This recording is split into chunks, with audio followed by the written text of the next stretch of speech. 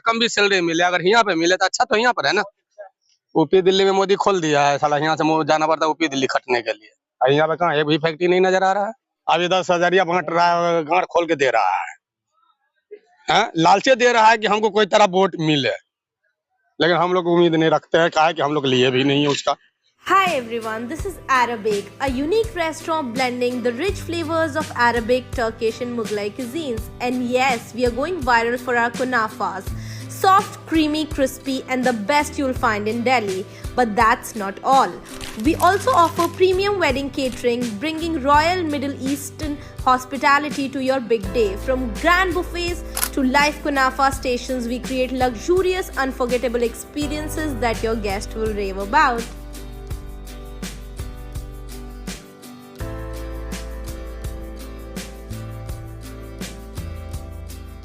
नाम बताइए अपना। गणेश यादव।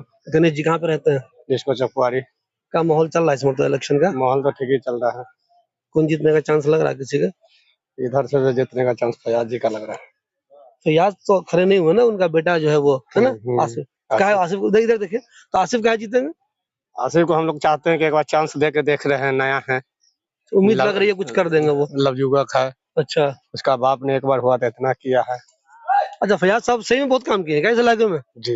अच्छा, इसलिए तो अभी जो आपके वर्तमान विधायक साहब हैं हरिभूषण जी, तो उनको काम नहीं किए? हम लोग उसके बारे में नहीं जानते। नहीं, अपने काम देखा, इलाके में काम हुआ कुछ उनका? हम जानते ही नहीं इस चीज को। उनको जानते हैं कि नहीं? हम बहुत को नहीं जानते हैं। हरिभूषण को नहीं जानते? नहीं, हमें एमएलए साहब को जानते ही नहीं मतलब? हमको यहाँ से मतलब नहीं रहा। और आपको फयाज साहब को जानते हैं आप? क्यों जानते हैं? चूंकि काम किया उन्होंने। काम किया है इसलिए भी जानते हैं, लॉक पास का है इसलिए जानते हैं। अच्छा, नजदीक का है इसलिए जानते हैं। वो आपके नजदीक के हैं? नजदीक का ही है, मधुबनी कोई दूरी नहीं है। तो हरिभूषण का घर भी तो नजदीक होगा आपसे? नहीं, नजदीक नहीं है। अच्छा, उनका बेटा जो है उससे आपको उम्मीद लग रहा है कि हाँ कर देंगे अच्छा काम? लग तो रहा है। लग रहा है ना? आए मिलने उलने आए आप लोग के इलाके में? जी जी आए हैं जी। अच्छा, तो जिस तरह वो बात कर रहे हैं, जिस तरह वो बोल रहे हैं, उससे एक उम्मीद बंध रही है कि शायद अगर बंदा जीत गया तो कर देगा काम, है ना? जी, ऐसा उम्मीद लग रही है जी। तो आपके अपने घर का सबका माहौल लालटेने छाप बना हुआ है? किसी का बीजेपी भी है, किसी का वो भी है?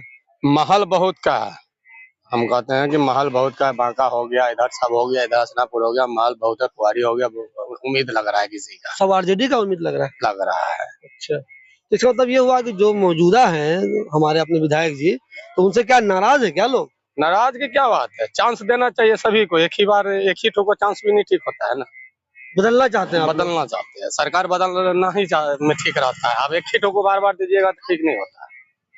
बदल के देखना है। बदल के देखना। ओवरऑल बिहार का बताइए, तो बिहार में क्या होगा? हम लोग को देखिए, गरीबी लेखा में पूछ रहे हैं तो बड़े बड़े फैक्ट्री खोल रहे हैं, दिल्ली में खोल रहे हैं, यूपी में खोल रहे हैं। दरभंगा मधुबनी में जगह नहीं है क्या?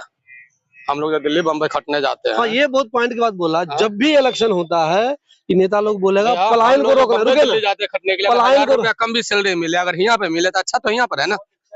यूपी दिल्ली में मोदी खोल दिया है, साला यहाँ से जाना पड़ता है यूपी दिल्ली खटने के लिए। यहाँ पे कहाँ एक भी फैक्ट्री नहीं नजर आ रहा है। जो सबसे जरूरी काम करना चाहिए।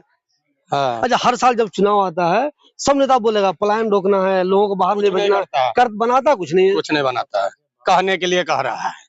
अभी 10,000 बांट रहा है, गांठ खोल के दे रहा है, लालचे दे रहा है कि हमको कोई तरह वोट मिले, लेकिन हम लोग उम्मीद नहीं रखते हैं, कहा है कि हम लोग लिए भी नहीं है उसका। आपके हिसाब से यहाँ फैक्ट्री वगैरह बन जाए तो लोग बाहर न जाएं? हाँ, बाहर न जाए, हमारे लोग का एक हाल। अपने घर पे रहे, बीवी बच्चा साथ रहे, काम जी जी। 1,000 रुपया कम कमाए, अपने गाँव में कमाए, ये चीज हम चाहते हैं। महंगाई इतना हो गया है, सैलरी हम लोग का रोज कितना है? 400 रुपया। क्या होगा उसमें? बीवी बच्चा पालिएगा कि अपना पेट पालिएगा?